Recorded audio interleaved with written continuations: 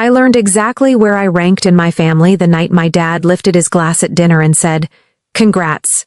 Here's your car, son." Everyone clapped. Chairs scraped back. Laughter swelled. The keys flashed under the dining room light like something holy. Then he turned to me, lowered his voice, and slid a folded paper across the table instead of a smile. "Rent," he said. "900. Due by Sunday."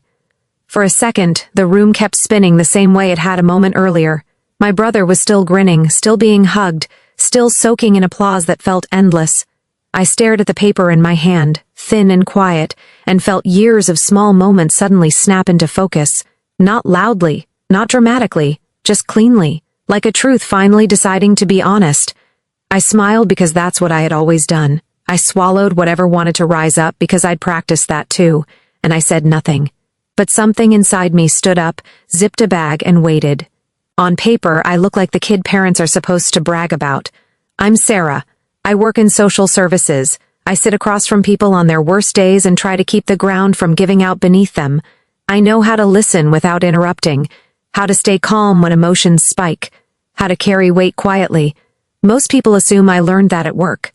The truth is, I learned it at home. From the outside, our family looked solid. Trim lawn, matching frames on the wall, Sunday dinners that started on time and ended with leftovers neatly packed away. My dad built his career with his hands and his pride, turning long hours into a business that paid the bills and demanded respect. My mom taught young kids, came home smelling faintly of crayons and coffee, and believed peace was something you protected by not poking at cracks. And then there was my brother. He's younger, effortlessly charming, the kind of person people forgive before he even asks. Growing up, it felt like we lived under the same roof but followed different rules. When he struggled, the house leaned toward him. When I succeeded, it barely registered. My report cards were skimmed, his were discussed, my choices were questioned, his were encouraged. No one ever sat me down and said, "We expect more from you." They didn't need to. It lived in the silences, in the assumptions, in the way I became the reliable one without ever agreeing to the role. I was the helper, the problem solver, the one who filled gaps before anyone noticed they existed. After college, I moved back home with a plan: save money, get experience, apply to graduate programs. It was practical, temporary. I paid for groceries sometimes, covered bills when something broke, picked up slack without keeping score. My mom liked to say, "Your dad just trusts you more," as if trust explained why responsibility only flowed one way, as if being capable meant you no longer needed support. I told myself it didn't bother me. Families are complicated, I thought. Love shows up in different forms. I believed that if I stayed steady long enough, things would even out. That someday my dad would look at me and see not just the dependable daughter but someone worth celebrating too. That belief is what I carried into the summer of my brother's graduation. The weeks leading up to it felt off in a way I couldn't quite name. The house buzzed with planning energy, but none of it included me in any real way. My mom talked nonstop about the guest list and menu ideas. My dad disappeared into the garage more than usual, the door always shut, his voice dropping whenever I walked past. When I asked simple questions, what time people were coming, whether we needed more chairs, I got vague answers. "We've got it covered." I told myself I was imagining things. Graduation day arrived hot and bright, the kind of summer Saturday that makes everything feel amplified. I helped clean the house, wiped down the dining table, arranged flowers my mom insisted were necessary. My brother paced around in his cap and gown, nervous and excited. I straightened his collar without thinking, the same way I always had before his big moments. At the ceremony, my dad clapped louder than anyone when my brother's name was called. He stood up halfway, beaming like it was a personal victory. I clapped too, genuinely proud, even as a familiar ache settled in my chest. I remembered my own graduations. My dad had shown up, technically. He was already checking his phone by the time my name was announced. Back home, the house filled quickly. Relatives, neighbors, family friends. Laughter bounced off the walls. Plates clinked. Someone turned on music. I floated between rooms, refilling drinks, answering questions about work, smiling when people congratulated my brother. The garage door stayed closed the entire time, like it was guarding a secret. Dinner was loud and crowded. My dad stood at the head of the table, glass raised, waiting for the room to settle. He talked about hard work, about perseverance, about how not everyone has it easy but the ones who push through deserve recognition. His words leaned toward my brother. His hand rested on his shoulder. Then he pulled out the keys. The room erupted. Cheers, applause, chairs scraping back. My brother's face froze for half a second before breaking into pure shock. A car, a big one, worth more than I had ever spent on myself at once. I clapped. I smiled. My hands did exactly what they were supposed to do. After people drifted toward the garage to see the car up close, my dad caught my eye and nodded toward the hallway. Just a quick conversation. Nothing dramatic. In the quiet of the kitchen, away from the applause, his tone changed. Practical, measured. "You've been here a while," he said. "It's time you start paying rent. 900 by Sunday." For a moment I honestly thought he was joking. The timing was so surreal it didn't feel real. I looked past him toward the garage where my brother was laughing, hands on the steering wheel of his brand new car. Something clicked into place. Not anger, not heartbreak, clarity. This wasn't a misunderstanding. It was a line being drawn, and for the first time I realized I had been standing on the wrong side of it my entire life. The rest of the night moved around me like I wasn't really in it. People laughed in the garage. Someone opened another bottle. My brother kept saying, "I can't believe this," over and over, like repeating it might make it permanent. I stood by the kitchen sink, rinsing plates that didn't need rinsing, nodding when someone spoke to me, waiting for the feeling in my chest to pass. It didn't. When the house finally quieted down and the last car pulled out of the driveway, I sat on the edge of my bed and stared at the wall. 900 by Sunday. The number echoed in my head, not because I couldn't afford it, but because of what it meant. And that was the moment something inside me stopped trying to earn a place it was never meant to have. By Sunday kept replaying in my head, not as a bill, but as a verdict. I lay there staring at the ceiling, thinking about all the times money had quietly moved through my hands in that house. Groceries I'd paid for without being asked. Repairs that somehow became my responsibility because I was better with this stuff. Bills that landed in my lap when things got tight. None of that had ever been called rent. Rent apparently was reserved for moments like this. Moments meant to remind me where. I stood. Sleep didn't come. Sometime after midnight, I opened my laptop and logged into my bank account. Years of careful saving stared back at me. Enough to leave, enough to breathe, enough to stop negotiating my worth one quiet favor at a time. The realization didn't feel reckless. It felt steady, like something I'd been walking toward without knowing it. Morning came fast. The house was already buzzing again, like nothing had happened. My dad and brother were making plans for a drive. My mom hovered, cheerful in that brittle way she used when she wanted things to feel normal. No one mentioned the conversation from the night before. That silence told me more than any argument could have. I waited until they left. The quiet that followed was heavy but clean. I started with my closet, folding clothes into neat piles. Each decision felt strangely calm. What to take, what to leave. I skipped the things tied to older versions of myself, the ones who believed patience would eventually be rewarded. At my desk, I paused with a pen hovering over a blank page. I didn't write an essay. I didn't list grievances. I kept it simple, honest, final. I'm moving out. I'm taking responsibility for my life fully. Please don't look for me until I reach out. I folded the note once and placed it on the fridge, held down by a magnet that had been there for years. Then I carried my bags to my car and didn't look back. The pushback didn't come right away. First, there was silence. Then a text from my brother asking if this was some kind of joke. Then missed calls from my mom. By the time I pulled onto the highway, my phone buzzed again and again in the passenger seat. I didn't answer. Not because I was angry, not because I wanted revenge, but because for the first time I wasn't going to explain myself to people who had already decided what I was worth. I didn't go far that first innie. I drove until the streetlights blurred together, then parked in a grocery store lot that stayed open late. Buzzing lights, empty carts rattling in the distance. I sat there with my hands on the steering wheel, breathing in short bursts, trying to understand how one sentence could hollow out so many years at once. 900 by Sunday. My phone lit up again.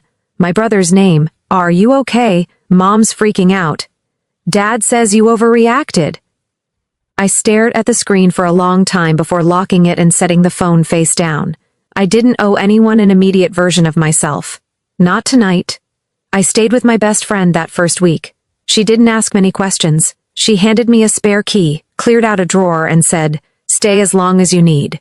The simplicity of it almost broke me. No conditions, no lectures, just space. The messages kept coming, mostly from my mom, long voicemails that swung between worry and accusation. She wanted to talk it through. She wanted me to come home so we could be a family again. She never mentioned the rent, never mentioned the timing, as if ignoring it might erase what had been said.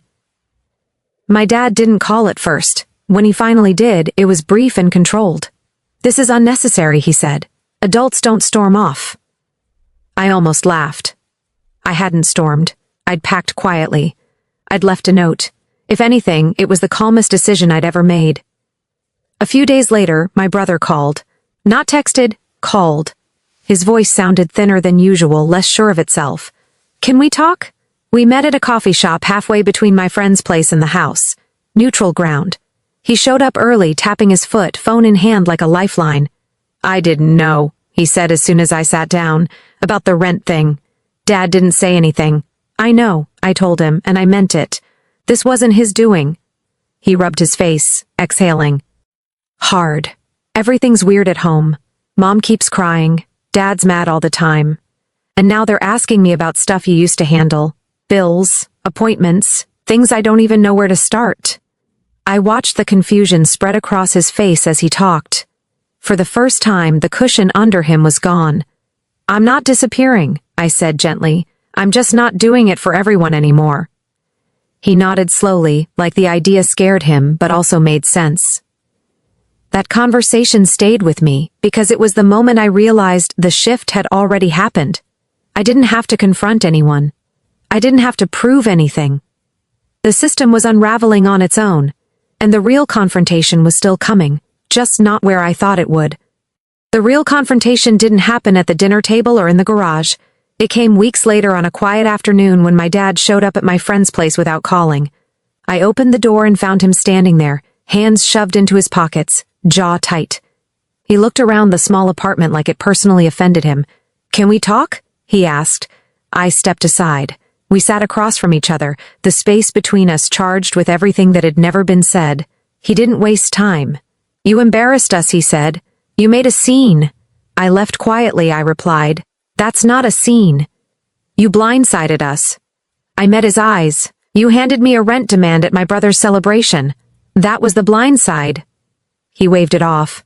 "That's business. You're an adult. Adults pay their way." "And yet," I said, keeping my voice steady, "you bought him a car worth more than I've ever spent on myself." "That's different." I let the silence stretch. He was used to filling gaps, to being encouraged. When I didn't, he sighed. "He needs encouragement," my dad said finally.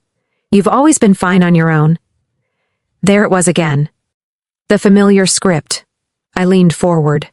"So because I handle things, I get less." He looked tired now, irritated. "You're comparing apples and oranges?"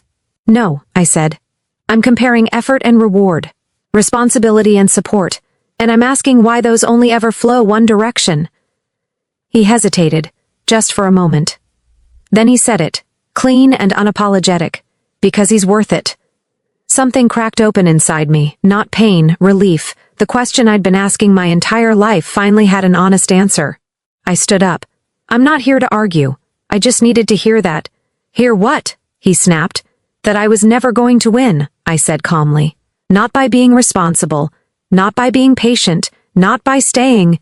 He frowned, like he'd expected tears or yelling, something he could manage. "You're twisting this." "No," I said. "I'm accepting it." I walked him to the door. He paused, stunned. "You're really going to do this?" he asked. "Walk away over money?" I shook my head. I walked away over clarity. After that, the calls escalated. My mom sobbed into voicemails. My brother texted in all caps, panicking about things falling apart. My dad called again and again from every number he had. I let them ring, not out of spite, but out of necessity. From a distance, I watched the consequences unfold. My brother struggled first. Without me smoothing things over, reminding him of deadlines, explaining expectations, he floundered. He called more than once, voice tight, admitting he felt overwhelmed. Not angry, not entitled, just scared. For the first time, he was standing where I had always stood. I helped when I could, but I didn't step back into the role of buffer. That space stayed empty on purpose. My mom changed more slowly. The frantic voicemails stopped, short messages replaced them. Apologies slipped in between updates about the house. When we met for coffee weeks later, she looked tired in a way I hadn't seen before. Quieter, more honest. My absence had forced her to sit with discomfort she'd spent years avoiding. My dad was the last to adjust. Losing control didn't soften him right away. It made him smaller. Without my reliability to lean on, his authority stopped working the way it used to. When he reached out, his words were careful, measured, like he was learning a language he'd never needed before. Meanwhile, my life settled into something steady. I found my own place. I focused on work. People noticed. My supervisor trusted me with more responsibility. I was recognized not as someone's daughter, but as myself. One night, my phone buzzed. A message from my dad. I didn't mean it the way it sounded. I stared at the screen for a long time, then typed back, "Impact matters more than intent." He didn't reply. That was how I knew the confrontation was over. Not because everything was fixed, not because I got an apology that repaired the past, but because I no longer needed him to understand in order to move forward. The fallout didn't come all at once. It came in waves, like a house settling after a quiet earthquake. Over time, the rules changed, conversations slowed, expectations softened, ultimatums stopped working. I didn't go back to being the daughter who held everything together at her own expense. I also didn't cut my family off in some dramatic, cinematic way. I chose something harder and quieter. Distance. With intention, my brother grew into his responsibilities, not because he was pushed, but because there was no one left to carry them for him. My mom learned that peace built on silence eventually collapses. My dad learned that control doesn't survive when the person holding everything together steps away. And me? I stopped measuring my worth by how useful I was to people who never planned to protect me the same way. I built a life that didn't require permission. One that felt steady, honest, and fully mine. Looking back, that dinner wasn't the moment my family broke. It was the moment the illusion finally did. Sometimes walking away isn't about punishment. It's about refusing to keep shrinking so others can stay comfortable. If this story hit close to home, know this: you're not weak for wanting fairness, and you're not selfish for choosing yourself.